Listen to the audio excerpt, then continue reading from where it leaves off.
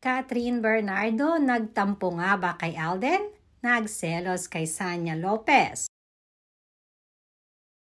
Isang movie na naman ang ating pakakaabangan na katatapos lang na gawin ni Alden Richards. Bago kasi tumulak papuntang Hong Kong at Canada si Tisoy, ay tinapos nga muna ang movie niya with GMA7. Inaasahang i-release nga ito at maaaring mapanood sa Netflix sa darating na July 26.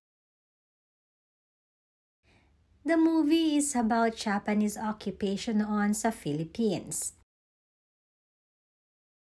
Ayon na rin sa buong cast, ito ay alay na din nila para sa nakaraang Independence Day ng Pilipinas.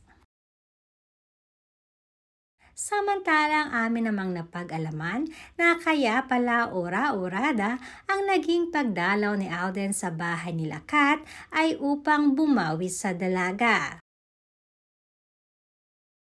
Maugong kasi ang bali-balitang nagselos di umano si Catherine Bernardo sa co-star ni Alden na si Sanya Lopez. Matatandaan kasi noon na pilit na inililink si Alden kay Sanya dahil pareha silang walang mga karelasyon. Subalit sinagot naman ito noon ni Alden na wala siya pang oras para magkaroon at pumasok sa isang relasyon. Kaya naman ay unti-unting namatay na din ang balita.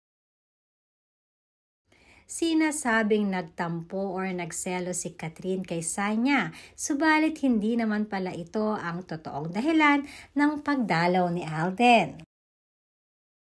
Dumaan nga siya sa mansyon ni Catherine dahil mauuna na siyang pumunta ng Hong Kong para sa movie nila.